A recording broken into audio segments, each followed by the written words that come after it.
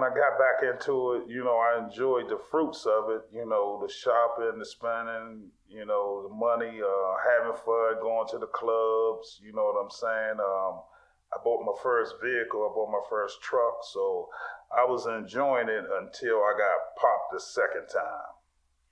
Tell me about that. How did that happen? The second time again, slipping, not paying attention. I thought I had everything under control, but I was riding in a vehicle with someone who had normally taken me to pick up the work many times, and this particular time, he didn't go back the way I instructed him to go. And, I was wondering, like, why didn't we go the way that I told him to go? So, I was cussing him out, but he was like, yeah, we're going to go this way. So, I didn't think too much about it, but I did say something about it because I felt uncomfortable with the way that he was bringing me back to Montana. But we went on, and then as soon as I got out the car, the jump outs was just sitting out there, they waiting on me. So I didn't get a chance, to get a running start, because as soon as I opened the door, they were coming from all type of directions. So I never got a chance to run away. And that's when I went to jail. Oh, okay. So what happened to that guy? Fat Albert the Rat, he's alive, but I'm saying he moved before I could get back out of jail. So when I came home from jail, he had already moved. So I never got a chance to see him again in life. Oh, so he had set you up? Yes, he set me up. Apparently he must have had a charge, and he was cooperating. He was working with them, and the jump outs would always come and say, Taco, we're going to get you for Christmas. So they always would come and taunt me, you know what I'm saying, telling me when they were going to get me. And me, I was talking trash to them too, telling them you ain't going to do nothing, you know what I'm saying. I was saying what I wanted to say as a youngin' at that time. So, that's how it pretty much went, that he was working with them, he set me up, and, then I went to jail. Okay, and what happened with that? Like, what did they hit you with that time? When I went to jail, I got 20 months to 5 years because it was powder cocaine that I got caught with. It wasn't crack at that time, so it was powder. So I only got 20 months to 5 years, where I went to D.C. jail, and then they shipped me down to Aquan to do the rest of my time. Okay, and I understand from your book, they hit you with repeaters papers? Yeah, that was something that they said was unusual because, I didn't have a lot of charges. It was my second charge, and they normally held that for people who were continuing in the business, but they hit me with it off of my second charge. So what was your prison experience like? What was that like? Yeah, my prison experience was more so like time for me to reflect and think about, what I did and what I needed to change once I got back out. So when I was in there, I was more so to myself, quiet, but, some of the older OGs, they would talk to me and be like, man, you look out of place, look like you don't belong here, you know what I'm saying? And I don't know what you did, but whatever you did, when you get out, I don't ever want to see you here again. So, I was like, respect. You know what I'm saying? So I got to meet a lot of other people who I would later on hook up with when I got out of jail. Okay, so the OGs looked out for you in there. Yeah. I ain't had no problems. You know what I'm saying? Because I'm just that type of person. You know what I'm saying? With people, they mesh with me. So they looked into me, more so to like help me and look out for me, you know what I'm saying? Was nobody bothering me, but it's just, that's how they looked at it. It's like, you don't belong here with us. I don't know what they knew and saw in their eyes, but they just felt, you don't belong, you know what I'm saying? And I knew I didn't belong, but I was in there at that particular time. Okay, so how long did you end up staying? I was locked up for a total of 8 months in jail. Which I spent a lot of that time down Aquan. Okay, so did you met with the Parole Board? Yeah, I met with the Parole Board, so I had to prepare myself. I did the schooling down there, which I already graduated from high school, but I took it again to show the Parole Board, that I was making an attempt to rehabilitate myself so that I could get out. Okay, so you come home, you had to go to the halfway house. Yeah, I was in the halfway house up on Clifton Street, Northwest. Okay, and when you had free time, did you try to get back in the game, or was you trying to do something else at the time? Now, when I came back, when I came from jail, I was coming back to get specifically back in the game because I felt disrespected. I felt betrayed by society because, I felt I was out there actually working and trying when I went to a business academy. I was doing the right things. I was trying to get a job, but by that not manifesting, I had this, like I said, thing against society where, grudge against society where though I was going to take it out on society. So no, when I came from jail, I wasn't thinking I was going to do anything but get back in. Okay, how'd you get back in? I got back in through, it's funny, I got back in.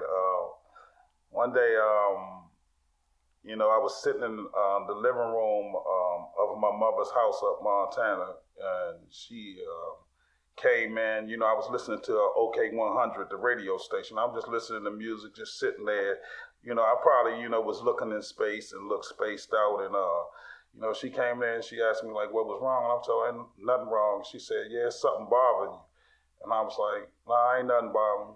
And she said, okay, well, look, I'm going to give you my check and you be your own boss and you do your own thing. And I was like, okay. So she got her check. She gave me the check, and I took that check and flipped it and never looked back. She knew what you was doing at that time, or she thought you was going to do something else? Well, let's put it this way. My mother was against me selling drugs from the beginning. But one thing, as you become an older man, your parents can't stop you. You know what I'm saying? They can inform you and tell you, like she told me, hey, you can't live here. Don't do this and that. But once my mother saw that I was determined to do what I was going to do and she couldn't stop it, there was nothing she could do. Okay, but she just wanted to make sure, like, wasn't nobody on top of you so you could go back to jail. Yeah, that's what she was like, be your own boss, because, I'm quite sure, my mother, I can't say that she knew everything about the game, but she knew I was hustling for people. She knew that, you know what I'm saying? Because everybody would come to my house, you know what I'm saying? My house was like the center of like Montana. Everybody came. So my mother wasn't dumb, you know what I'm saying? And at 2, 3 o'clock in the morning, people screaming at my window, talking about, talk, let me get 50, let me get 100. And I'm serving them, but I'm telling them, man, don't come up here. My mother in there, she sleep. But they knocking at the door, coming, all hours of the night, you know what I'm saying? So the game told on me, you know what I'm saying? I tried to hide it from her, but, I couldn't. I understand.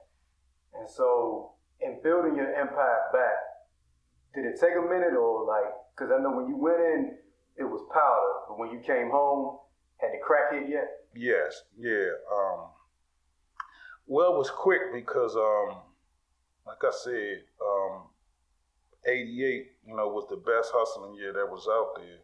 But when I came home in 87, what worked out for me was I got 3 people who I told, the blueprint of what I was going to do, and that was Mo, Yogi, and DB. I told them that we would hustle and we would make the money, and I wanted them to bring all of the money back. And when they bring all of the money back, I was going to double and triple the money, you know what I'm saying? Because I knew the plugs and I knew the connects, and that's how we got started in 87, from that, you know what I'm saying?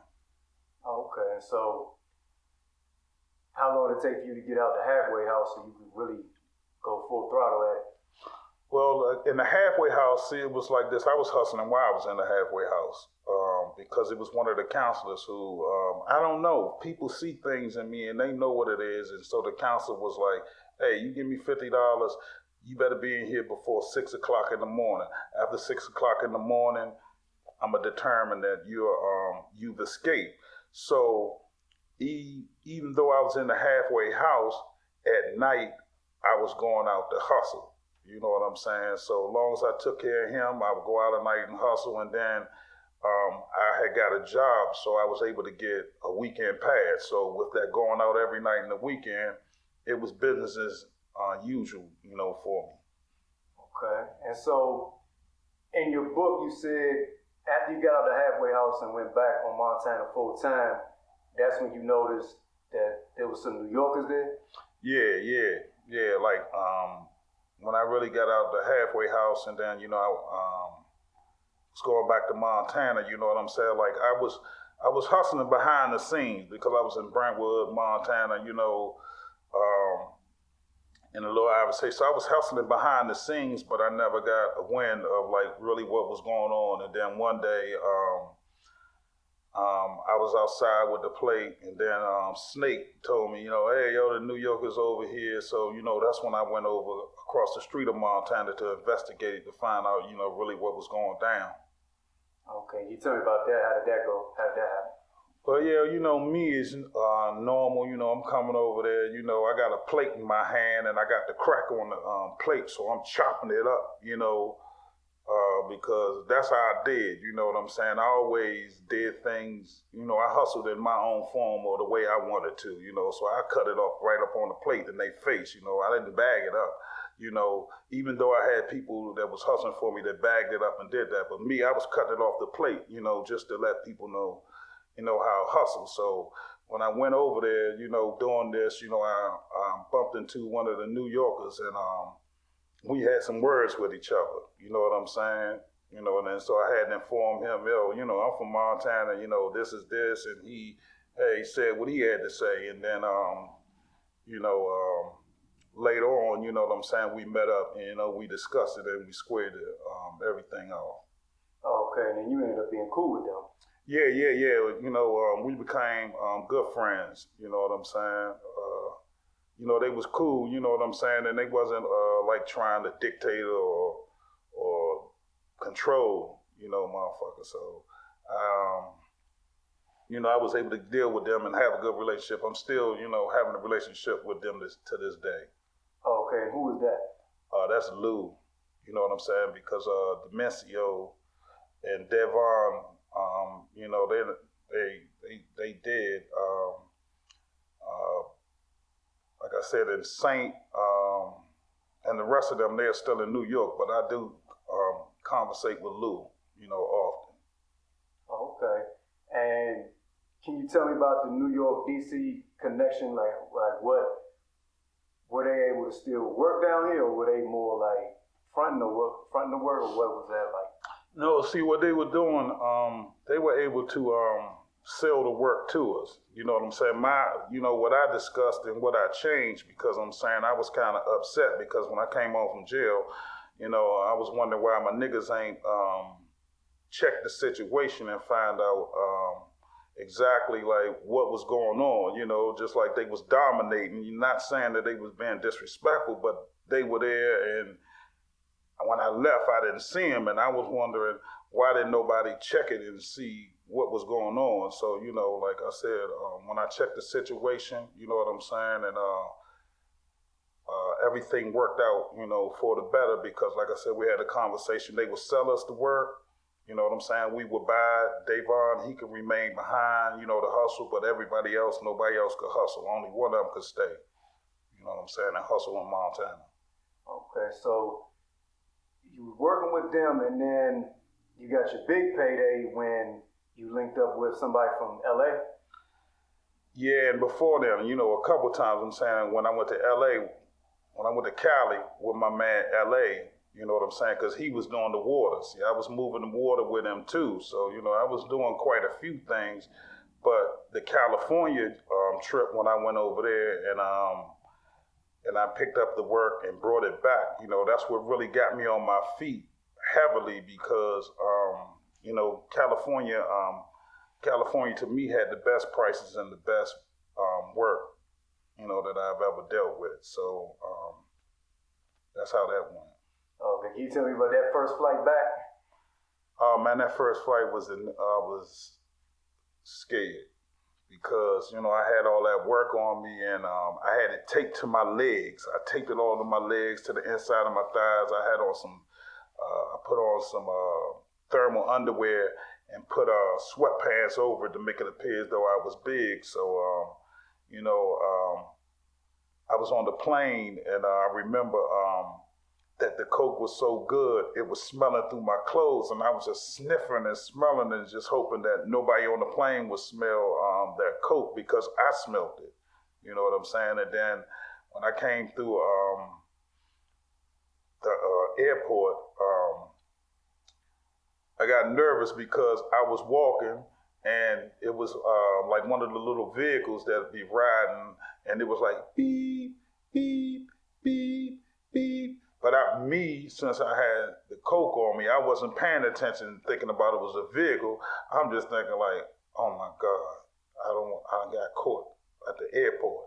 So it wasn't that, you know, my friend, you know, LA, you know, was like, come on, man. So, you know, I noticed that it wasn't for me. But when I got to Montana, the jump outs jumped out as soon as I got out of the cab with the coke. So that was another crazy experience. So what I did was I ran to LA House, you know what I'm saying, was banging on this door, because me and his brother, Daryl, you know, that's one of my good friends I grew up with. So I was banging on the door, and Daryl opened the door, and I just slid in there, and it was him and his niece sitting in there at the time. You know, I just sat in the chair, you know, just like sweating, like, oh my gracious, man, the jump outs were just out there, man. They had me, and I had all that work on me, so I just had to calm down at that particular time, because I had a lot of work on me, and they had jumped out. But I had made it into safety inside LA's house. Oh, okay. And so shortly after, that's when you rose to being the boss of Montana. Yeah, it was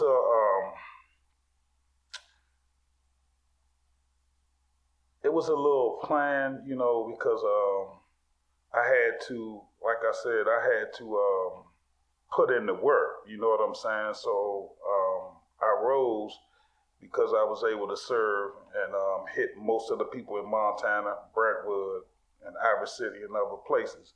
So it took a little moment, you know what I'm saying? But it was quick. See, that's why I'm saying, let's say, when I say my moment could be for a period of 90 days. And then the next 90 days, it just blows up. Because when 87 came, I was just coming home, putting it together, but it blew up in 88. But I came home in 87, like in March. So you see how, like, those few months, once you got to December, January, it was 88. And so it was rolling. So it was only, like I said, it was a short amount of period of time that all of this went down, but then all of a sudden it blew up, like overnight. That's what I would say. It blew up overnight. That's what I would say. Okay, and getting into the game, who did you look up to at that time? When I first got in the game, the person who I looked up to was PW and Frey. You know, they were two of the people, you know, who I looked up to as far as like what I wanted to do as far as the drug game. How did they carry themselves? You know, Frey and PW, you know, they conducted themselves like bosses, you know, like gentlemen, you know what I'm saying, well respected about that business. And, you know, you could tell that these two brothers was about that money, you know what I'm saying, because, you know, their confidence level. So you put together your crew, and what was your crew like at that time? Like I said, it started off with 3 people, Mo, Yogi, and DB, and then it expanded because Mo would build a crew, Yogi would have a person or two, and DB, you know, he would do it himself, and then, you know, me growing my crew. So what I did was have those brothers grow crews, and then from their crews grew. And then what I would do is go to another neighborhood and grow somebody else, and he would grow crews. So I would create bosses, and then they would have their own crew that they would deal with. So I would service all of the bosses, but all of their people that was down low, they would control and take care of them. Okay. And How much was y'all making a day? Well, it can go from $20,000 to $100,000. It all depends. You know what I'm saying? On the day of the week, you know, the setting, the first of the months, Fridays, paydays, government paydays. So it could be anywhere from $20,000 to $100,000. Okay. At the time, did you have any fear of anything, or were you thinking about getting out at the time, or you were just trying to make as much as you could?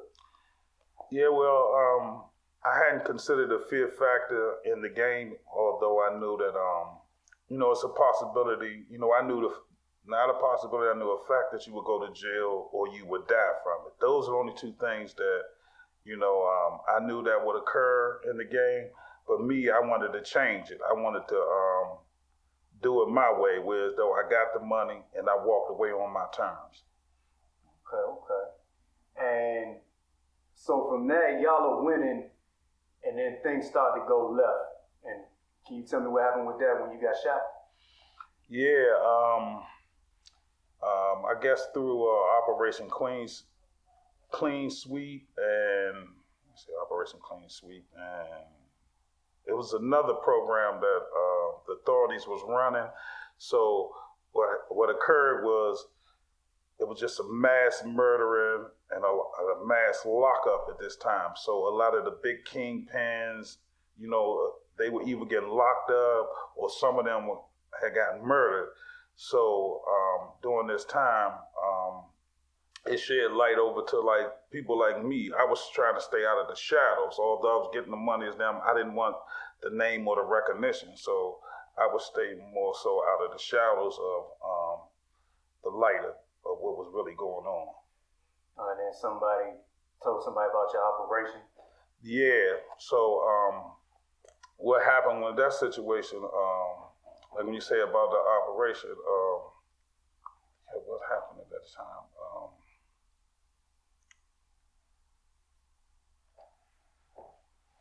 It was like I said, it was quite a few people who were trying to tell them, you know, about our little operation, but they really didn't have the make on me because I didn't trust too many people. So I didn't give a lot of information up to people, and I wouldn't tell anybody where anything was stored or hidden at.